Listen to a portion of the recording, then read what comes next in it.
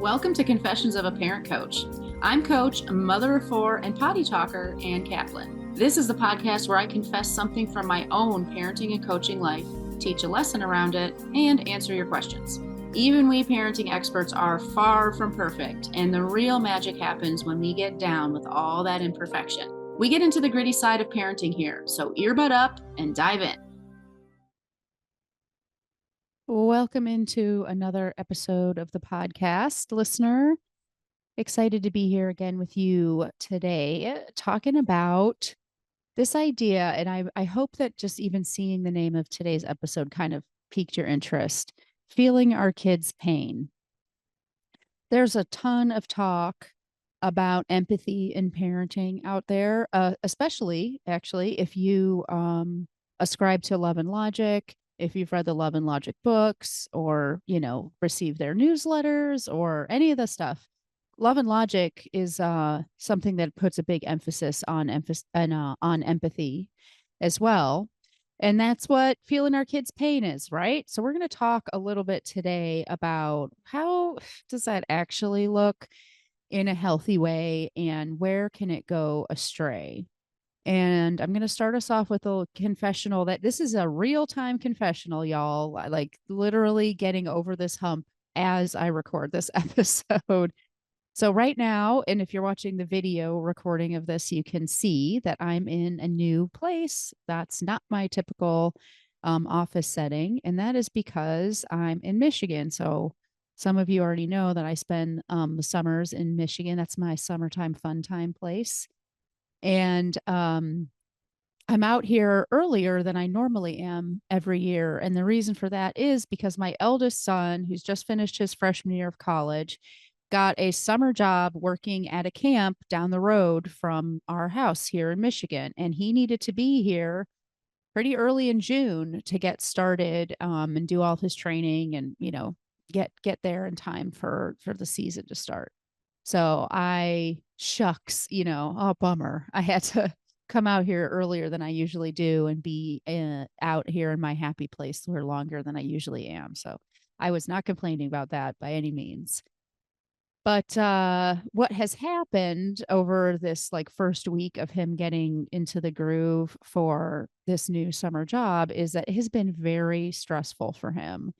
And, this job has a lot of responsibility. He's not just a camp counselor, he's actually in a management position.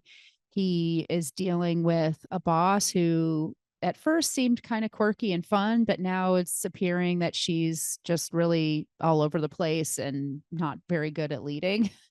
And for a multitude of reasons, Elijah is just really on the struggle bus right now. And this was the first time in many years where I have found myself getting totally wrapped up in his anxiety. Like he is struggling a lot. Like the summer's going to be terrible. I made a huge mistake. What am I going to do? Everything. What if I fail my lifeguard test? Stuff that's just like, dude, it's going to be fine. It's just a shitty summer job, right? Like worst case scenario, it sucks and then it's over. Like, let's put it in perspective. But none of that kind of talk was helping Elijah because anxiety is not rational. And so rationalizing with it actually only makes it worse. It was a real fun thing for us to learn as parents trying to help kids with anxiety. But what I started realizing about 2 days into this mess was the pit in my stomach and how anxious I was about Elijah's anxiety. And I am not normally an anxious person.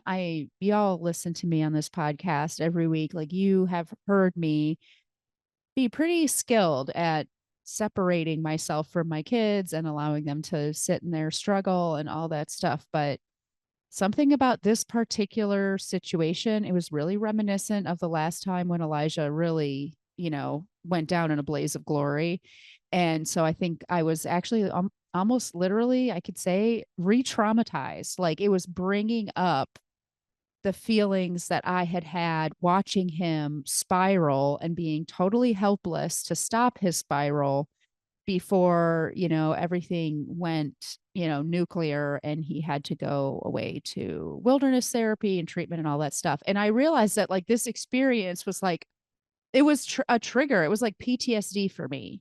And I was absolutely activated. So this is where that whole empathy and parenting stuff becomes a double-edged sword. And that's what I really want to talk about today. It is fabulous to be able to attune to our children. And this is what, if you look at any parenting, cool catchphrase parenting approach out there, love and logic or peaceful parenting or head and heart, or there's all of these, any parenting book that you read out there that's been published since like 1990, I'd say, is teaching in one way, shape, or form authoritative parenting. And you've heard me say it here a million times. Authoritative parenting has those two huge metrics: attunement to the child and boundaries and leadership. Right? There's a million different ways to say that. For example, you could say love and logic. That's what love and logic is. It's trying to teach you both attunement with your child and setting boundaries and having discipline, right? Well, love and logic loves to use the word empathy. And I'm not trying to single out love and logic by any means, because there are tons and tons and tons of books and skills and techniques and all of that stuff that also use the word empathy, that feeling our kids' pain. And here's where I sort of have not a bone to pick necessarily, but I just kind of take issue a little bit with the word empathy. And the reason isn't actually for the word. The reason is that we as humans use the word empathy to mean something that's really not healthy. It's not attunement. It's codependency. It's, I can't relax. This is how I was feeling like every single day. And I found myself getting more and more frustrated with Elijah. So I was like, dude, you do not need to be stressing out about this. Just, fucking get over it, dude. Right? Like, of course, I did not say that stuff to him. But in my mind, I was becoming more and more irritated with him for like blowing this up, perseverating on things, acting like they're a bigger deal than they are, stressing out about stuff. And the whole reason why was I irritated with him? Like, why should I be irritated about someone else's emotions? It's because I had fallen into the empathy, in quotation marks, trap of codependency, which is, I can't relax until you're not anxious anymore. Will you please get over yourself so that this pit in my stomach can go away? We think that's empathy, and maybe it is by some definition. But does it sound like good parenting? This is where we have to be a little bit onto ourselves, a little bit skeptical of, oh, empathy is the path to parenting. Attunement is, and that is absolutely different than this sort of codependent empathy that we're talking about. Attunement is, I understand you, I see you. You are seen and heard and validated in this world. And I am taking into consideration the person that you are and the experience that you're having when I decide how to respond to you. That is attunement. Nowhere in there did I say, I am upset because you're upset. I am actually feeling your pain. And this is the slippery slope. So, how much of our parenting comes from this thing that you're doing or this thing that you're going through, child of mine, is creating a lot of unpleasantness for me, unpleasant emotions, unpleasant concerns, unpleasant thoughts. And so you need to stop. You need to be different. Your behavior needs to change, or else I can't. I just can't. And so, get it together. If that sounds like you, I hope that this is like a little bit of a wake up call, not in a judgmental way. I mean, here I am telling you, like less than 3 days ago, I was right there with you. And I had to really recognize, like, wait a second, my feelings are my job. And there's an amazing therapist out there. You've probably heard me say this quote before, and you've definitely heard me say his name before. The quote is, if you're feeling anxious about your child, treat your anxiety, not your child. Your anxiety is the problem. Your kid is not the problem. And if you go through this whole world of coaching that I'm in, you also might get to a place where you realize like it's actually there is no problem. Like my anxiety also isn't a problem. It's just a thing that I'm going through and I'm figuring it out. So think about um you know how does that look in your life? How can you uncouple your emotions, your sensations, your thoughts from your child's experience? Because that is the magic. That is the magic. Have you ever heard that expression, you're only as happy as your saddest child? That expression makes me want to scream because it's not just validating, it's almost lauding or putting on a pedestal this codependency that we have. It's normal. This message is telling us it's normal, it's natural, it's actually good parenting for you to be incapable of happiness unless your kid is happy. Yeah. And it's a lie. So Elijah, I finally was able to do. By the way, the person who made that quote, I realized I forgot to actually say his name. His name is Dr. Brad Reedy. So if you want to like go deeper in some of these more esoteric psychology based parenting concepts that I talk about on the podcast, that's a really great place to look. Anywho, um, you know, I am doing much better right now. Thank you very much. And it's not because Elijah's doing much better. He is still on the struggle bus. Like he is still, every time I talk to him, he has to spend at least half our time talking about what a psycho his boss is.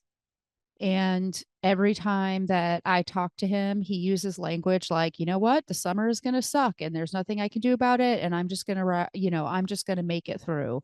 Or, I made a big mistake or whatever. Like he has not gotten a better attitude. I will say he's starting to put his big boy pants on. And I actually think a big reason why is because I stopped getting in the pool with him. So he's here swimming and drowning. I want you to imagine how many of us we see our kids floundering and flailing in the pool and we just jump in and with the two of us just drown together. That's not how you be a lifeguard. What we should be doing is maybe throwing our kid a lifeline, being there on the side to encourage them like you're not actually drowning. You are doing okay. Remember your breathing, remember your swimming technique. Remember, right? Be there on the side to be a support person instead of jumping in the pool. And that's what I did a couple days ago when I realized like I feel like shit. And I'm finding myself super short and angry almost with Elijah when we keep having the same conversation over and over again about how, how much he's suffering. I was able to kind of take the step back and say, hang on a second, treat the anxiety, not the child. I don't actually need to fix this problem for Elijah. I need to own my emotions. And this is another huge takeaway, hopefully, for you from today's episode is a lot of people come to me, they want parenting techniques, obviously, of course. And that's a huge part of what we get when we do this kind of work. When you work with me, fully half of the work we do together is here's this skill. Here's this. Let's figure out what the consequences are going to be. Here's how to talk to your kid about this. Here are the actual words to say. Here are the words to avoid. Yes, absolutely. Arrows in your quiver. That's one of the great things that you get from me. But most people are only dimly aware or peripherally aware or maybe totally unaware of how much our parenting comes from our own personal work that has nothing to do with our kids. And until we decide that our feelings are our job and that if we want to experience or feel differently, that requires us to do our own inner private work that has nothing to do with our children. Until we accept that and then actually take up that mantle, we will continually be trying to manage our emotions by controlling our children. That is exactly what I was doing earlier in the week. I was trying to get my anxiety to go away by controlling how Elijah was feeling and acting about this new job. Gross. How am I even helpful to him? I'm not. I'm not even a mother to him anymore. I'm just a user at this point. And I'm saying this in an extreme way because I really do believe that this is true. And I do believe that it takes this, like, whoa, almost like gut punch realization for us to snap out of it. Because if you are parenting this way, if you are jumping in the pool with your kid, if you are trying to control how you feel by managing what's going on with your kid, you are so normal. And it is the soup we are cooked in. It is what the air we breathe. Codependency and these messed up ideas of like what it means to actually be a good parent, like you're only as happy as your saddest kid. These are things that we have just absorbed absolutely from the day we were born. And it does take these big, like almost whiplash moments for us to snap out of it because it's a huge thing we're snapping out of. So think about all of that stuff. If you are in this boat, you're super, super normal. And also, we should be talking. Like, it is really hard to do this stuff. Like, why was I able, even by myself, in the midst of this like extreme anxiety moment, to actually snap myself out of it and go a different direction? Because I've been doing this work for a really long time and I have not been doing it alone. I have help, just like my clients do. I have help. And because I've been doing this work, it is actually quite accessible to me, even in the heat of this moment where I'm like, oh my God, what is going to happen? Is this summer going down in a blaze of glory right now? Even in that moment, it is still pretty accessible to me to say, hang on a second, this doesn't feel right. This isn't how this is supposed to feel. How do I know that it's not how it's supposed to feel? Because I've done the work, because I know I have a lived experience of how it is supposed to feel, which most of us don't until we do this work. We've never actually been in a dynamic with our kids where they are struggling and we are not, where they're having a bad day and we're having the best day of our lives. Most of us have never had that lived experience. And so the way that it feels when our kids are upset and we are just like tied in knots feels pretty normal to us. Like, we don't know any different. But also, I've had that lived experience, but I've also done the work to know, oh, okay, the reason why I've had that lived experience is because I've chosen to look at things differently and show up differently. And as soon as I was able to, remind myself that, the very next time Elijah and I talked together, all I did was validate his emotions and move on, really. Instead of trying to problem solve with him, instead of worrying that he wasn't going to be able to do it himself, that, he wasn't safe, any of that stuff. I just was like, yeah, it sounds like you had a really tough day. And it also sounds like you're kind of proud of yourself that you made it through to the other side. That both of those feelings make a lot of sense. And then, here's what I did today. Or, I might even set a boundary and say, I'm really kind of at my bandwidth to talk about that right now. We can talk about it another time, but, I don't have anything left in the tank for that right now. Like, all of these different ways of being help me because they're taking care of me, because that's my job, not Elijah's job. They also, and this is the last aha I'm hoping that you get away from today, is they also helped Elijah, because now I'm not in the pool with him. Now I'm actually setting boundaries and handing his problem back to him. And instead of staying in this kind of like echo chamber of like, this is terrible, I don't know what to do, I need to solve this problem, my mom needs to help me solve this problem, it's an unsolvable problem. My mom wouldn't be even trying to help me solve this problem if it weren't so huge, like I think it is, right? Instead of that echo chamber, it's much more like, okay, yeah, here I am. I'm the one left holding this bag of shit, and I guess I need to figure out what to do with it. And practically immediately, not just the tone of our conversations, but the wins that he was sharing, his focus on what he was actually achieving.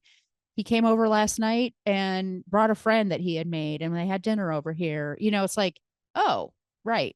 Once I stop being hysterical about this, things actually tend to calm down. So think about how you taking care of yourself and owning your emotions and doing your own work is so much the key to great parenting. And it's actually a huge gift that you're giving to your kid, because now you're not in the weeds with them. You haven't jumped in the pool with them, and they really need somebody on the outside. They don't need a bunch of people in their own, crazy bubble. I hope that's helpful for you today. I can't wait to talk to you again next week. I hope you're getting started on a fabulous summer, and we'll talk to you again soon. Bye, everybody. The episode is over, but there's more waiting for you. You can grab my free workbook, Getting Kids to Listen the First Time, that walks you through the fundamental principles I teach all of my clients and applies them to this very universal parenting challenge. So if you're sick of repeating yourself all day long or just want to learn more about my style, you'll definitely want to go to bit.ly/kidswholisten. And if you're ready to work with me, let's meet. Set up a free call at bit.ly/Kaplan call, and let's create an action plan that gets you exactly where you want to go. And of course, links to all this goodness are in the show notes. Thanks for joining, and I'll see you next time.